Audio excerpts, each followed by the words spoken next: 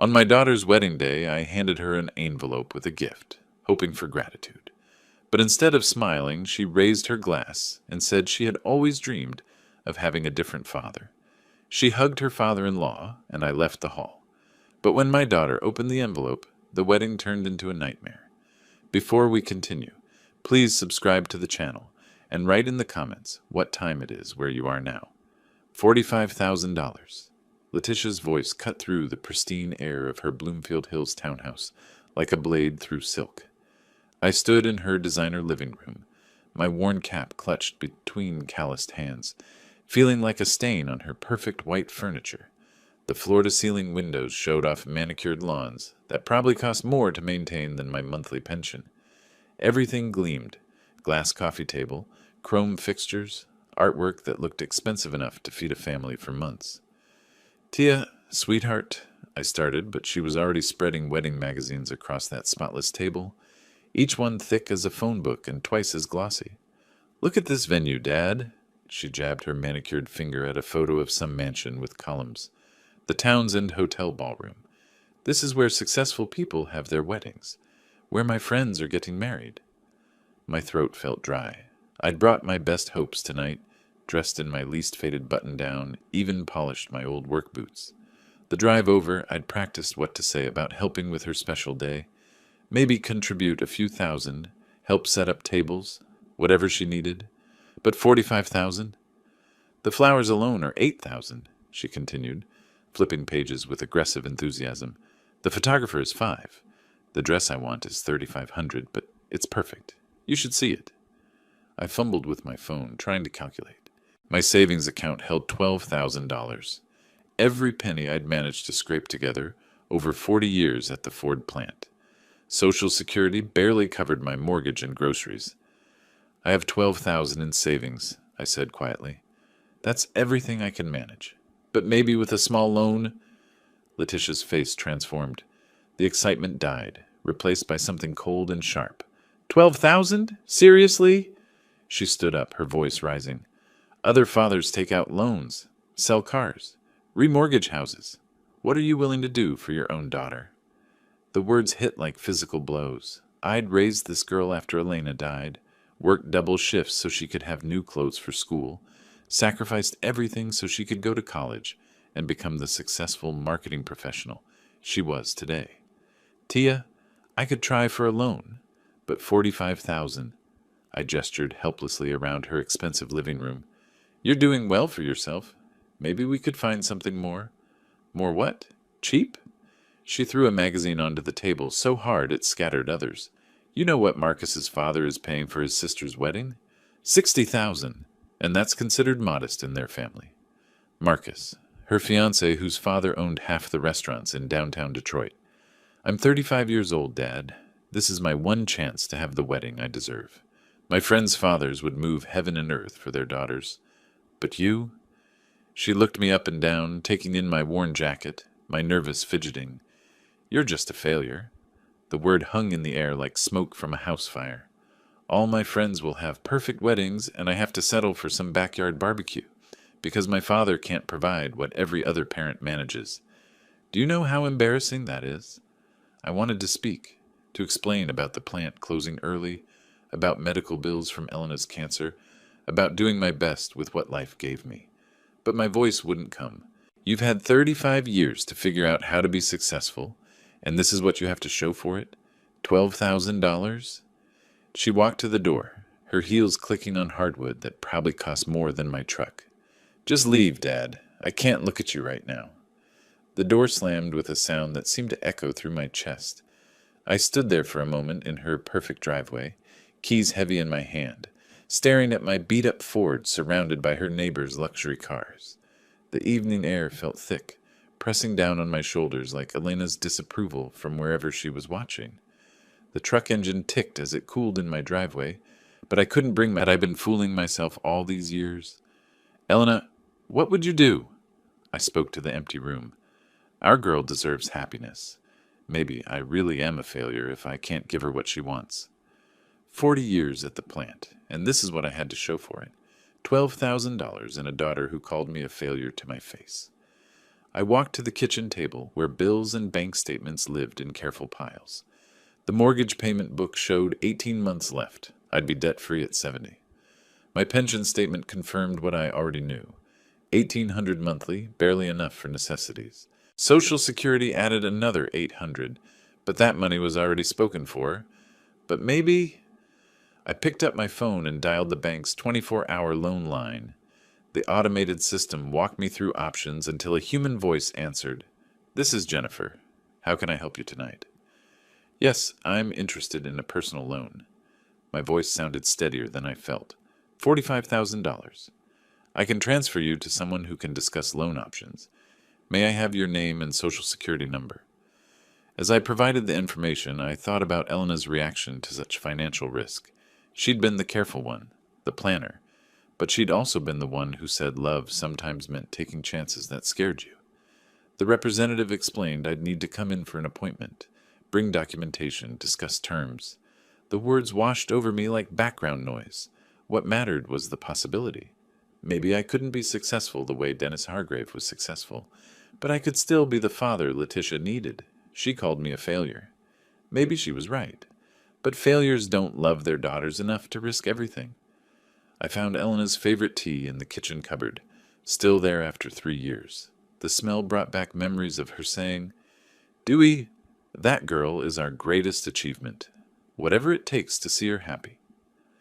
Tomorrow, I'd go to the bank. Tonight, I'd plan how to surprise Letitia with the full amount, plus my original savings. Maybe then she'd see that her old man wasn't quite finished yet.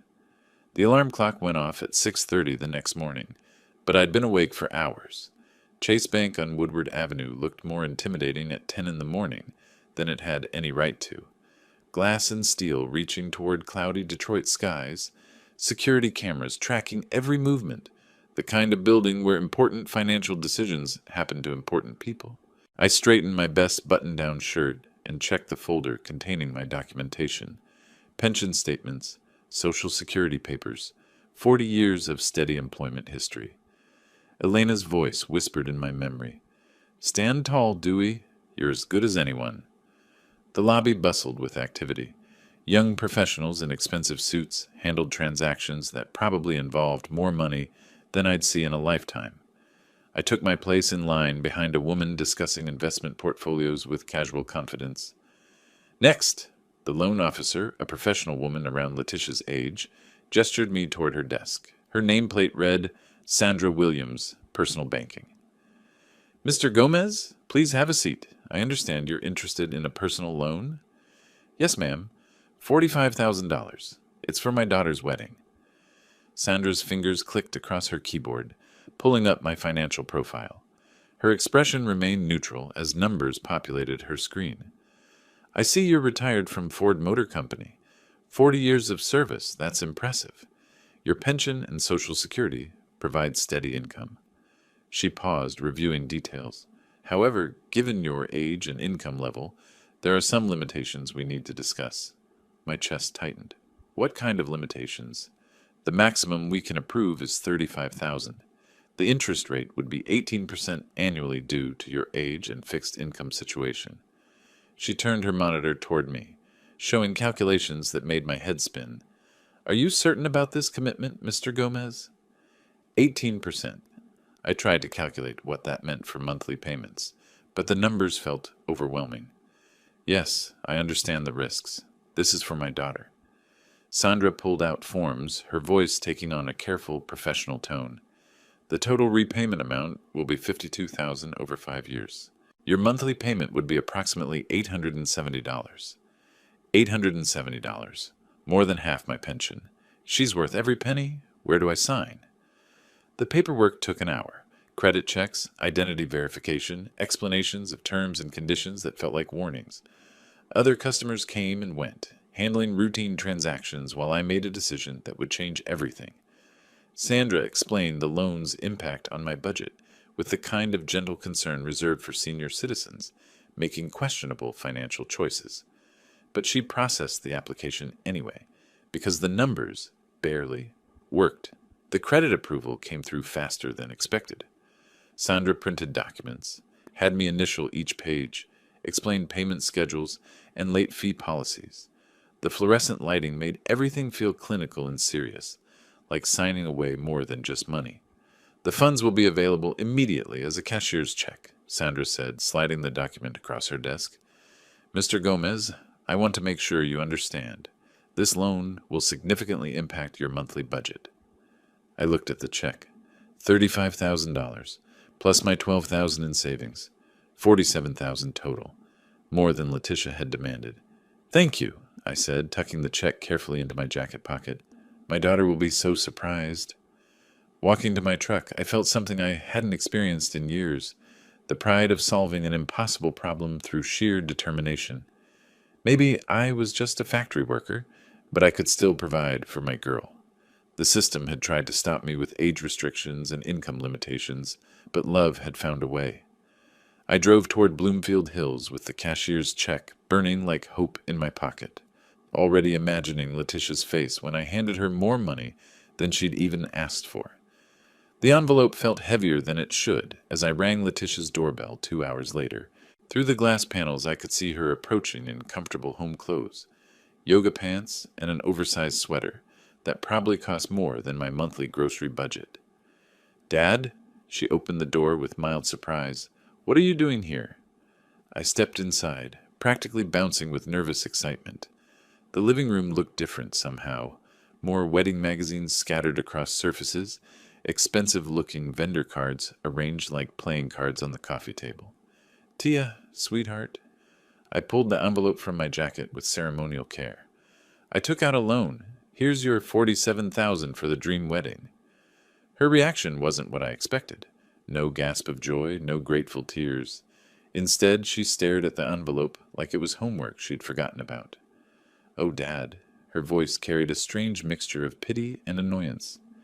That's not needed anymore. Dennis is paying for the whole wedding. He said I deserve the best? The words hit like cold water. I stood there, arm extended, holding money that had cost me everything. But I took a loan at 18%. Well, just return it then. She waved her hand dismissively, already turning back toward her magazines. Dennis is doing this out of love for Marcus. Finally, someone understands I'm worth better than bargain shopping. Worth better, the phrase echoed in my head as I watched her flip through pages of expensive venues and designer dresses, all paid for by someone else's generosity. When did Dennis offer? I managed to ask. Yesterday afternoon. He called right after... She paused, realizing what she was about to say. Right after we talked, he said no daughter-in-law of his would settle for anything less than perfection. Yesterday afternoon. While I was at home, beating myself up for being a failure, planning to sacrifice my financial future, Dennis Hargrave had swooped in with his effortless wealth and made me irrelevant. Look at this venue! Letitia held up a glossy photo, her enthusiasm returning. The Townsend Hotel Grand Ballroom. Dennis booked it for the whole weekend. And this photographer, she did the governor's daughter's wedding last year. I pulled the envelope back to my chest, feeling foolish for ever thinking $47,000 was impressive to people who lived in this world. The flowers alone will be $12,000, she continued, not noticing my silence. Dennis said cost shouldn't matter when it comes to making me happy. Isn't that wonderful? Wonderful. Yes, it was wonderful that someone understood her worth. Someone who wasn't a retired factory worker, living on a pension. Dad, are you okay? You look pale. Just tired, I lied, tucking the envelope back into my jacket. I should go return this to the bank. Good idea. No point in paying interest on money you don't need. She was already back to her magazines, planning a wedding funded by someone else's love. I walked to the door, my footsteps echoing in the pristine hallway. Behind me, I could hear her humming as she turned pages, completely absorbed in dreams that no longer required my sacrifice. Thanks for thinking of me, though, she called out as I reached for the handle. It's sweet that you tried. Sweet that I tried. Like a child's attempt at helping adults with real work.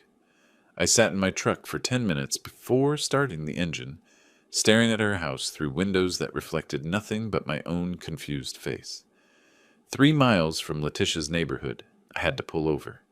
My hands were shaking too badly to steer safely, and the envelope in my jacket felt like it was burning through the fabric. 40 years I gave her everything, and to her I'm just a backup plan, easily replaced by someone with deeper pockets. The parking lot of a closed auto parts store seemed appropriate. Empty, forgotten, like everything I thought I meant to my daughter. I turned off the engine and let the silence wash over me. Elena, what would you say about our girl now?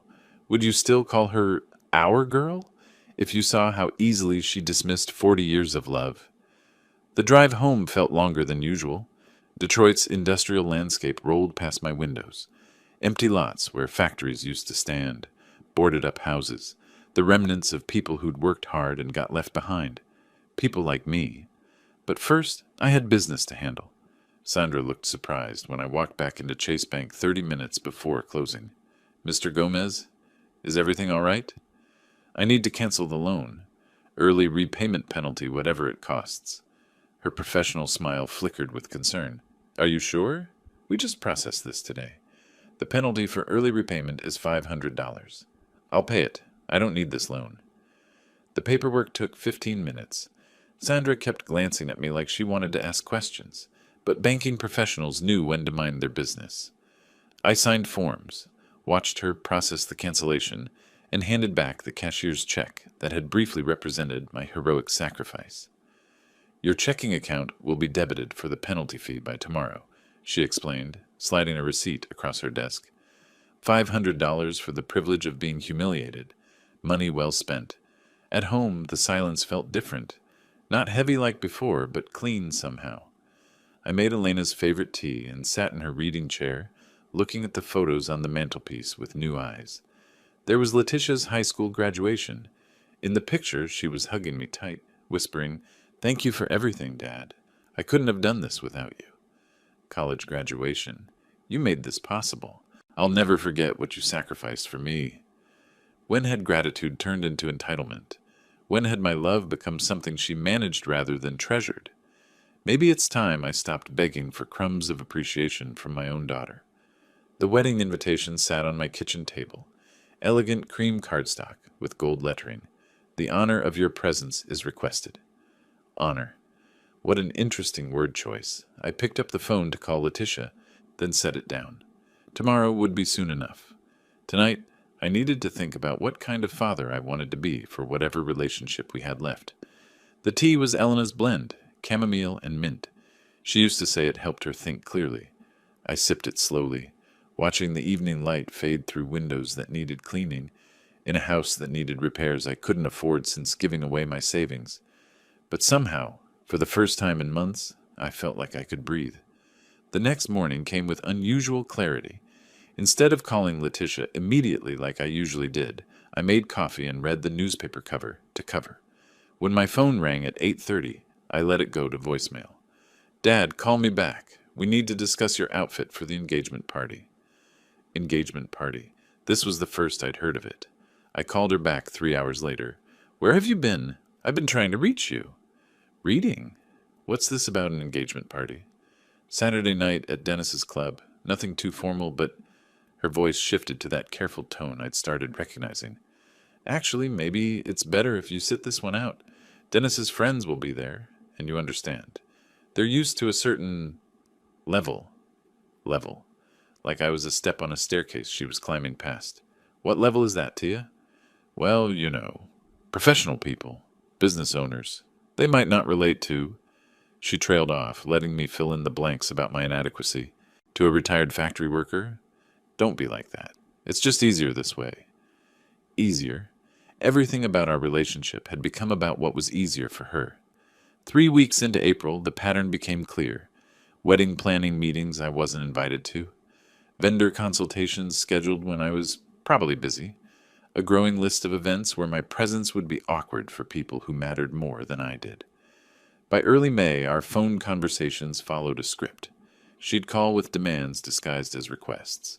I'd offer help that wasn't sophisticated enough, and she'd find polite ways to exclude me from anything important.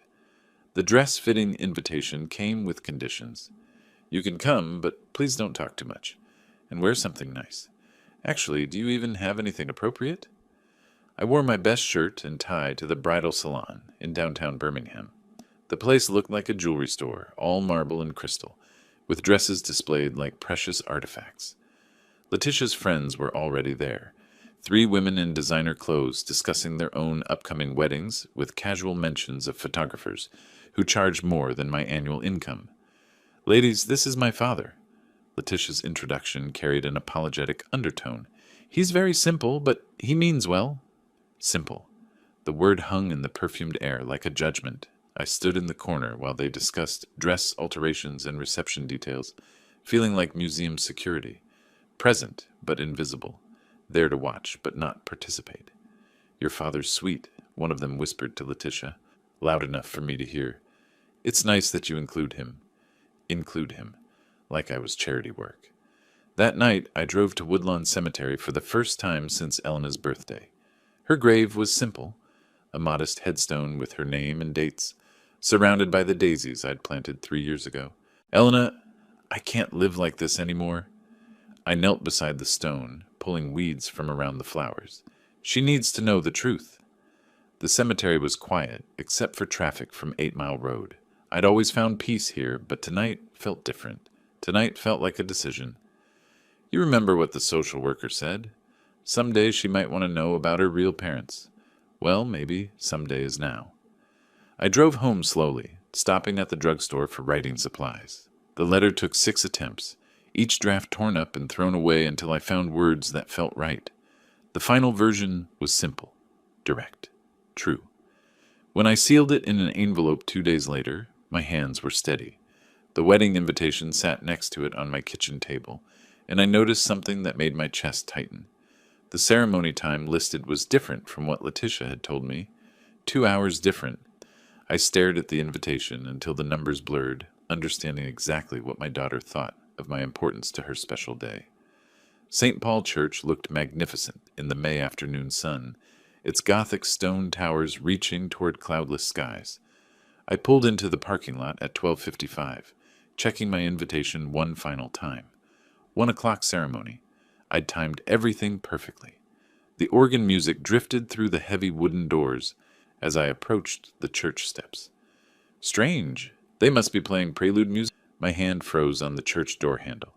Noon. Mine says 1 o'clock.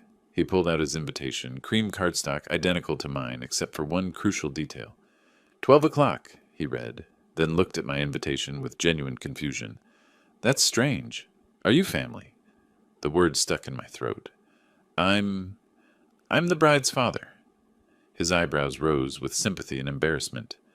Oh, I thought that distinguished gentleman with the gray hair was her father, the one who walked her down the aisle. The distinguished gentleman with gray hair. Dennis. I compared our invitations side by side. His showed 12 p.m. in elegant script. Mine showed 1 p.m. in identical lettering. Both printed professionally, both appearing authentic, except mine had been deliberately altered to exclude me from the most important moment of my daughter's life. Probably just a printing error, the man said kindly, but his eyes showed he understood the implications. Through the stained glass windows I could see the ceremony in progress. Letitia in white, radiant at the altar, Marcus beside her in his tuxedo, and there in the front pew where I should have been sitting, Dennis Hargrave occupied the place of honor, reserved for the father of the bride, the father who had walked her down the aisle, the father who had given her away, the father who mattered. I stood on those stone steps, invitation trembling in my hand, understanding that 35 years of fatherhood had been erased with a simple printing change, reduced from the man who would proudly walk his daughter down the aisle to an unwanted afterthought arriving too late to matter. The other guests had gone inside, leaving me alone with the weight of complete betrayal, not just excluded from the ceremony, deliberately deceived to ensure my absence from the moment that should have been mine by right.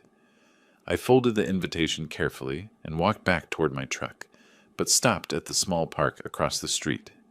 The sealed envelope in my jacket pocket felt heavier now, its contents no longer a last resort, but a necessity. Some truths could no longer wait for a convenient moment. The park bench offered a clear view of St. Paul Church, where late guests continued hurrying inside to catch what remained of the ceremony. I sat with the envelope in my hands, watching their expensive cars fill the parking lot, understanding finally that I had never belonged in Letitia's new world. 35 years of lies is enough. Time for her to learn the truth. I opened the original envelope I'd brought as a wedding gift, the one that had once contained $47,000 in desperate sacrifice. Empty now except for the letter I'd written during those long nights in May, when sleep wouldn't come, and Elena's memory whispered that some secrets were crueler than the truth. The handwritten pages felt substantial in my hands. 4 sheets of careful cursive, telling the story Letitia had never heard, about the phone call that changed everything, about a 16-year-old girl who couldn't keep her baby, about Elena and me, unable to have children, being offered a miracle we'd never expected. My dear Tia, the letter began, there are things you must know before you begin your new life. Things about who you really are and what you've lost today by choosing strangers over the man who raised you as his own. I folded the pages back into the wedding envelope, sealing it with the kind of finality that couldn't be undone. The money I'd originally planned to give her went back into my wallet. I was done being her financial resource. This gift would cost her something far more valuable than money. Elena, forgive me, but she needs to know what she really lost today. The church bells began their announcement that the ceremony was ending. Through the stained glass windows, I could see movement as the wedding party prepared for their triumphant exit. Soon they would move to the reception area, where guests would offer congratulations and presents, where I would blend in like any other guest, carrying my gift with patience and purpose. I stood from the bench, brushing dust from my suit, the same dark suit I'd worn to Elena's funeral, to Letitia's college graduation, to every important moment of our life together. Today it would serve one final purpose. My reflection in my phone's camera showed a man I barely recognized, not the desperate father who'd begged for scraps of appreciation, but someone who understood his own worth, someone who would no longer accept being diminished. The envelope felt light in my hand as I crossed the street toward the church. Behind me, the park bench sat empty, marking the spot where Dewey Gomez, the victim, had died, and someone else entirely had taken his place. The church doors opened as I approached, and the first wedding guests began emerging into the sunshine, their faces glowing with celebration. I joined the stream of well-wishers, moving with purpose toward the reception area. It was time to give my daughter the wedding gift she truly deserved. The reception area hummed with celebration as I entered, my envelope held casually at my side. Guests clustered around linen-covered tables, champagne glasses catching afternoon light through tall windows. The scent of expensive flowers filled the air, roses and lilies that probably cost more than my monthly pension. Letitia stood in the receiving line, resplendent in her wedding gown, greeting guests with the radiant smile I remembered from her childhood. Marcus beside her, Dennis hovering nearby like a proud patriarch, accepting congratulations for his generosity. I moved through the crowd purposefully but calmly, other guests parting respectfully when they realized I was approaching the bride. The father of the bride, finally arriving to offer his blessing. "Dad!" Letitia's face showed genuine relief mixed with nervous energy. "You came? I was worried when you weren't in the church. Sorry about the time confusion. Probably just a printing error."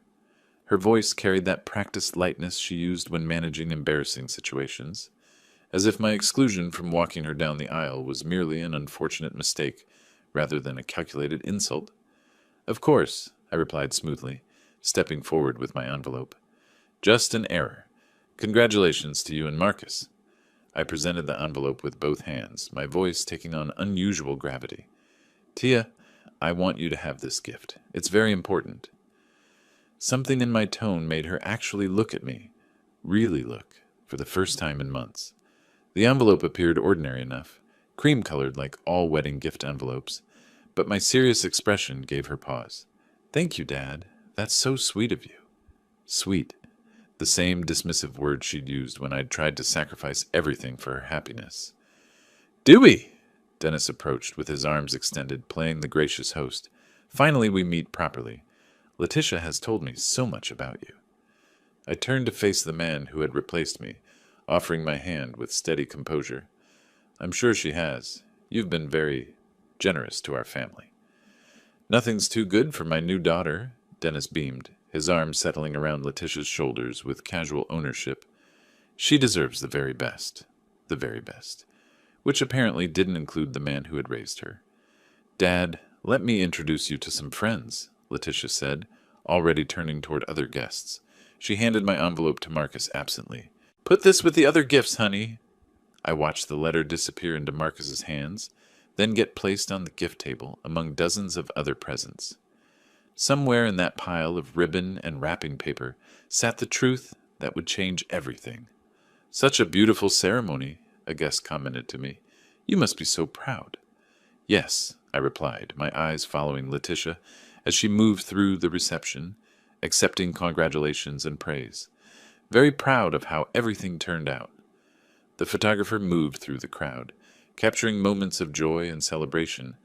I wondered if he'd photographed the gift-giving moment, preserving forever the instant when justice disguised itself as love.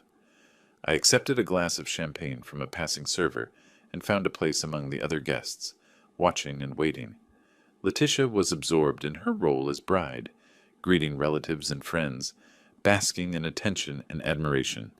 The envelope sat unopened on the gift table, patient as a ticking clock. Soon enough, she would understand what it meant to lose a father who truly loved her.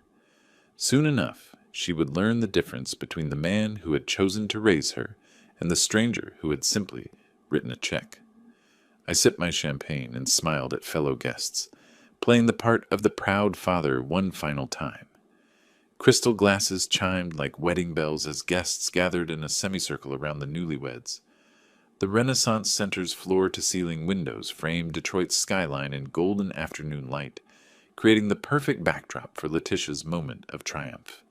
"Everyone, please!" She raised her champagne flute high, her voice carrying across the reception hall with practiced confidence. "I want to thank everyone who made this day possible."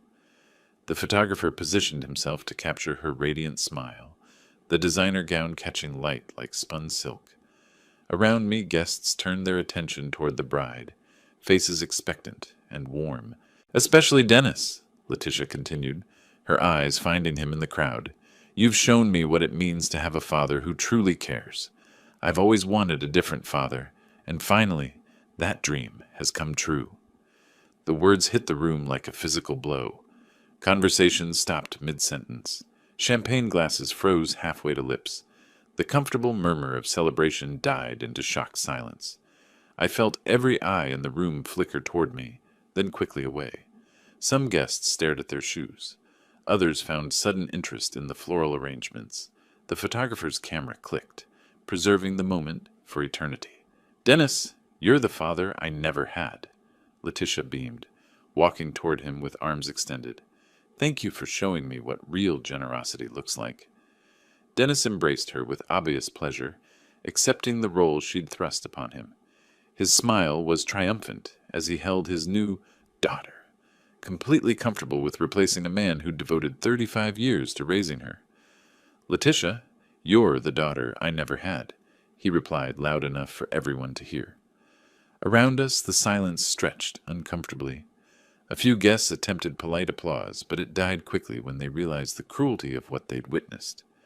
Others whispered behind hands, their faces showing the kind of second-hand embarrassment that comes from watching someone humiliate themselves publicly.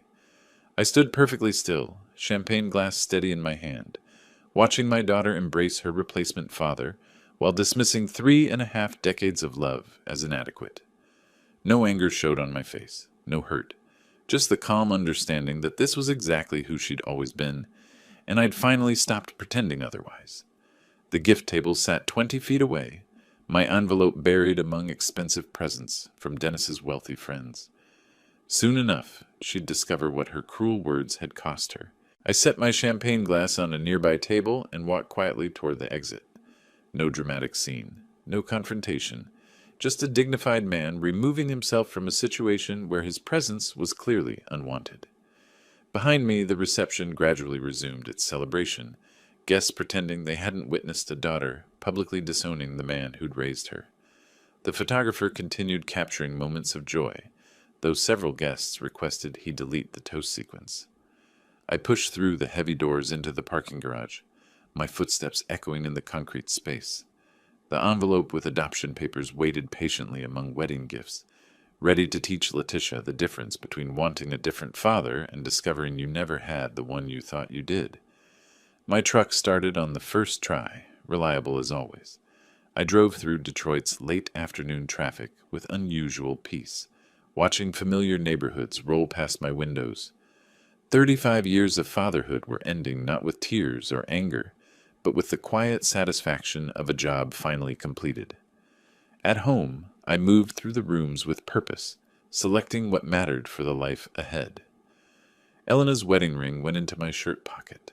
Our photo from Letitia's college graduation, back when gratitude still lived in her eyes, found space in my travel bag. My work tools, earned through decades of honest labor, deserved better than gathering dust while I begged for crumbs of appreciation. The phone started ringing at 4:30. "Dad, we're opening gifts now," Letitia's voice bubbled with champagne excitement. "Some of these presents are incredible. Marcus's aunt gave us crystal from Ireland." I let it ring through to voicemail, continuing my methodical packing. The second call came 10 minutes later. "Dad, are you there? We found your envelope. What kind of gift needs to be opened privately?" The third call arrived as I folded my best shirt, the one I'd worn to her wedding, thinking I'd be walking her down the aisle. Her voice had changed by then, uncertainty creeping through the celebration. "Dad, I read your letter. This isn't funny. Call me back immediately." By the fourth call, panic had replaced confusion. "Dad, this can't be true. You're lying. Call me right now." I unplugged the phone and continued sorting through 35 years of memories, keeping only what served the future. The house felt different already, lighter somehow, as if removing the weight of obligation had made the walls themselves stand straighter.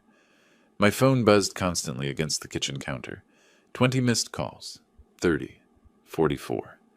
Through voicemails, I listened to Letitia's voice crack as she processed the truth she'd never suspected. Adopted at 3 years old after her parents died in a car accident. Raised by strangers who'd chosen to love her. 35 years of lies, not malicious deception, but the kind of protective love that shields children from painful truths until they're old enough to understand. "You're not my real father? Then who am I? Where do I come from?" Real father. Even in crisis, she couldn't recognize the difference between biology and choice, between conception and raising a child with unconditional love. "Dad, please, I didn't mean what I said at the reception. Come back." But she had meant it. That was the problem. I loaded my truck as sunset painted the sky orange and pink, Elena's favorite colors. The missed calls had reached 51 by the time I backed out of the driveway, taking one last look at the modest house where we'd raised someone else's daughter as our own. The adoption papers in that envelope told the whole story. Names of birth parents who'd died too young, details of the accident that orphaned her. The joy Elena and I felt when social services called about a little girl who needed love. Letitia had spent the day choosing money over loyalty, status over sacrifice.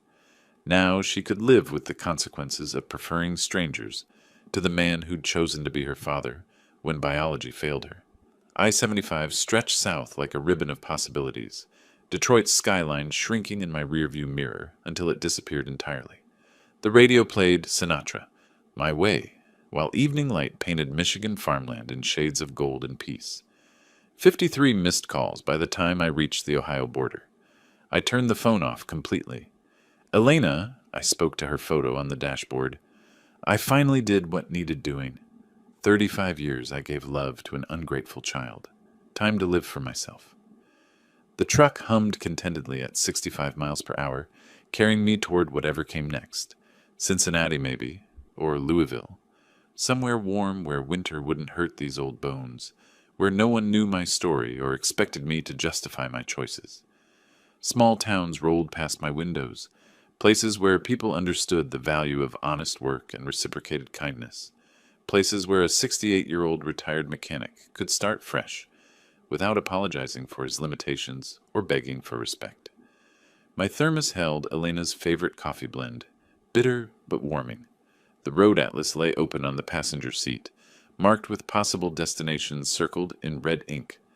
Planning felt good after years of simply reacting to Letitia's demands and disappointments. Letitia, you wanted a different father, I said to the darkening highway. Now you have one. I hope Dennis is everything you dreamed he'd be. The adoption revelation would destroy her perfect wedding narrative. No more bragging about her generous new father figure. No more possibilities. Toledo, Dayton, places where I could be just Dewey Gomez, not the disappointing father of an ungrateful daughter. My truck's headlights carved through gathering darkness as I drove toward whatever tomorrow would bring. Behind me, Detroit held nothing I needed anymore. Ahead lay freedom I'd forgotten was possible. The phone stayed silent in my pocket, its 53 unanswered calls becoming ancient history with every mile. Letitia had made her choice long before today. The adoption letter simply helped her understand the full cost of choosing strangers over the man who'd chosen to love her when the world left her orphaned and alone. I was 68 years old, maybe 20 good years left, maybe more. They belonged to me now. The radio played late-night classics as I drove into my new beginning. Elena's photo catching dashboard, light like a blessing. Behind us lay 3 decades of sacrifice. Ahead stretched possibility and peace. Finally, I was free. If you like this story, please like this video, subscribe to the channel, and share your impressions of this story in the comments. To listen to the next story, click on the box on the left. Thank you for watching.